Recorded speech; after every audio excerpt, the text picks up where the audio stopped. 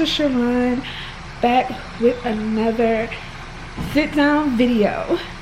And today I got my Felicia braids in. I'm having a flare. I've been in this flare a couple of days, so I'm not feeling my best, but we gotta keep going. But today I wanted to come and talk to you guys about why I've actually been waiting to get a transplant so long.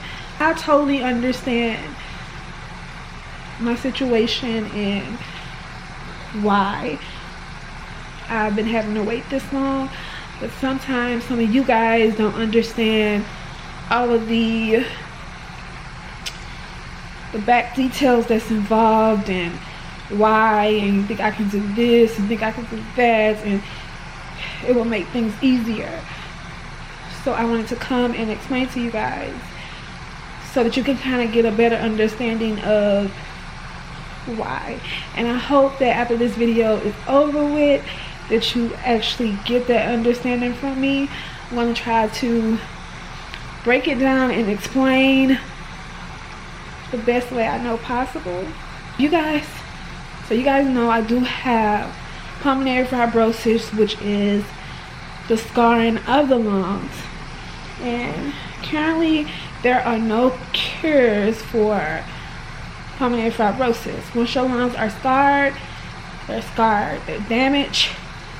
Hey, some people with pulmonary fibrosis, they are able to breathe on their own or have a little breathing issues.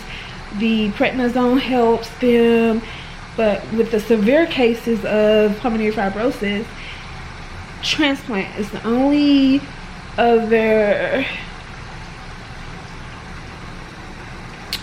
way of, kind of giving you an extra years on your life. I've been through this process for about 10 years now. Gradually, my breathing got worse. For many years I was stable on maybe like 5-6 liters of oxygen, and just this past 2 years everything just went. I am now on 12 liters of oxygen, sitting talking to you guys now, and when I'm up moving around, you see me guys with my normal breather mask, which is pumping 15 and the 10 or 12 or whatever, so that's like 25 liters, 25 to 30 liters of oxygen that I'm using when I'm up. And I've been on and off the list for the past 10 years. When you're stable, you will just be inactive on the list, which means that they don't want to transplant you too early and they don't want to transplant you too late. The time that I was on 4 to 6 liters of oxygen, I was just inactive on the list. If I had got sick or anything like that and needed to be moved back to the list, they would do it actively. Anyways, I would still have my 1 month follow-ups, as you guys can go back and look at some of my past vlogs at when I used to go to the transplant center, how that used to go. So I would still do my 1 month follow-ups, 3 month follow-ups. As my disease progressed, it went to 1 month. I started having to see them every 1 month. Anyways, back to January, I could not even make it through my pulmonary function test at my doctor's visit. So he's like, okay, we're going to admit you. I did not even know I was going to be admitted that day. It was just supposed to be a regular doctor's appointment for me or whatever. Admitted me. They ran a lot of tests just to try to see, what my oxygen level were. I stayed in the hospital like 2 weeks, and I got out maybe for about a week. I still wasn't feeling very well. Went back, stayed about another 2 weeks, and he released me. He said, okay, we have very high hopes that we may get you a donor this weekend, so I'm gonna let you go home, but if you don't get a donor this weekend, we're just gonna have to admit you to the hospital because your oxygen consumption is way too high. Okay, so I was for sure that I was gonna get a donor that weekend. You are happy you could go back and watch some of those vlogs. Okay, so that didn't happen. So I was admitted into the hospital in January. And so the hospital was admitted. We were like, okay, they're like, you're at the top of the list. You know, you are gonna get these organs, and you know, June the 22nd, 2018, I'm still here. I have spent Christmas, Thanksgiving in the hospital. I have turned 30 in the hospital. All of these things I wouldn't have imagined. You know, it's crazy. It's been crazy. But okay, fast forward to June. As my stay here progressed, my doctor's noticing that I was not getting really any donors, because usually people come here and they get, you know, they get their calls within a week or two or even a month to get their organs. And so they noticed that I wasn't, you know, I wasn't cross-matching with no one. I wasn't really getting anything, and not even close to one. Not to even where they call you and say, okay, we might have a possible match. Not even none of that. And so they started noticing that, so they run these blood tests. And basically when you are being evaluated to get an organ, you have to keep in mind that these organs have to keep blood type in mind. You have to keep weight in mind. You have to keep height in mind. You have to keep the antibodies in mind. There are so many factors that you have to keep in mind with these organs. And so I have two things that are basically holding me back of why I haven't got my transplant yet. One thing is I have a very rare blood type. I don't know, but it's rare. I don't know how I get it, but it's rare. And of all things, when you're waiting for an organ, a rare blood type is just like, oh Lord. But that's what I have. My blood type is B negative.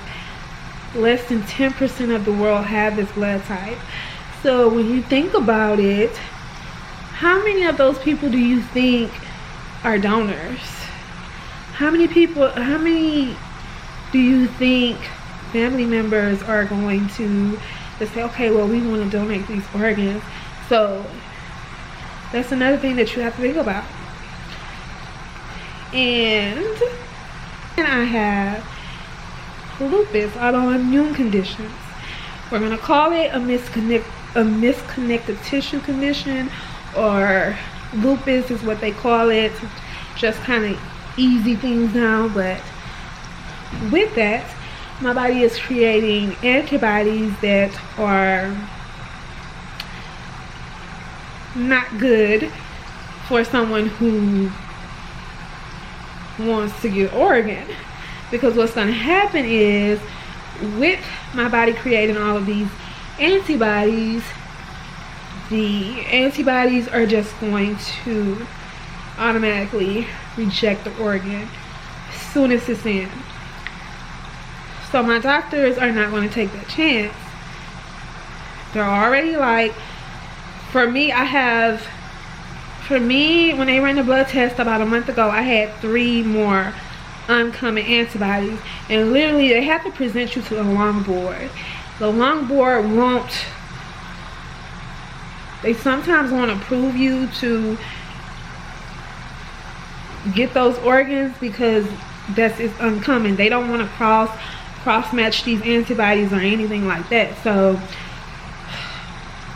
to kind of trying to help with these antibodies, I'm having to undergo, I did chemo, I did something called IVIG, and so now I'm at the place where I'm just waiting to see if that's going to work, if it's helped to kind of kill some of those antibodies to where I can actually start getting more matches. Because the less antibodies, the better. Okay? Because then that means that my body will be more subjective in accepting the new organ. Y'all, the situation I am right now is no one has control over it. My doctors, they come in with a blank face.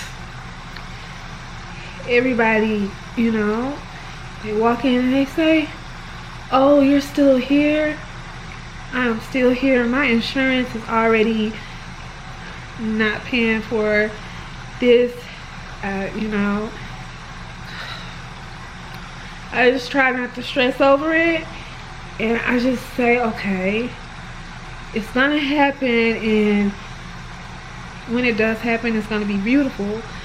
But right now, I understand that I have to wait, and I don't understand, you know, why, but I understand that it's the reason why. You know, God has his reasons for everything, so I just have to wait. But I'm also understanding that it's a way that I have to wait, and I have to wait positively. I have to be less anxious about it, and I just need to do what I need to do to stay active. So that's why I am still waiting on an organ. And some of you guys say, oh, you need to transfer to a different facility or all of that. It would be the same thing. No facility can change my blood type. No facility can change what's actually going on in my body with the lupus and the antibodies. So my doctors are some of the best doctors in the United States, and people actually travel from California, and so many people move here just to actually come to my doctors. So I have some of the best doctors in the United States, and me traveling to another facility to get care, it would just be the same thing. Nobody has control over what's going on. Yes, people die every day, but you have to understand my circumstances, my rare blood type, the antibodies, you know, and then you have to take in effect the height, the weight, the so many other factors that you have. And so I hope that you guys have a better understanding now of why I've been waiting so long, and hope that you guys will continue to pray and send prayers for me. Share my GoFundMe, because we still need to get that out there. Don't promote it as much, and I tell you guys this all the time. It depresses me, but I gotta do it. It's something that I need to do and push myself. And yeah, I'm just thankful for all of you guys that are following my journey. One of a kind. And I actually did not, when I first created my channel, I actually did not plan to share so much of me, but it just kind of happened that way. So I'm kind of happy that I did. You guys can actually see this in real life.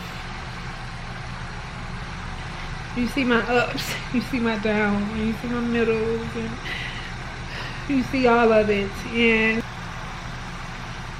Whew. It's really a lot to take in when you just take it all in, but I can't be, I just promised myself that I can't allow this to take control of my life. Like, I still have so much life in me, and at the end of the day, this is just a body that I'm in, that you could say we're renting, while we're here on earth. We're just renting it. So I can't be stressed about it. It is what it is. So hoping that soon I'll get this call and all the treatments will work, and everything good is gonna come.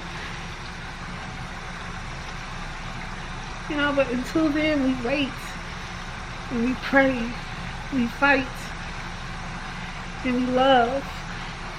That's it. And I love all you guys. Please share this video and thumbs it up, and leave me a comment down below. Just let me know, what you're thankful for today. In this moment, I'm thankful that even though I'm in pain, talking to you guys, literally, I'm in pain. Like, tears. But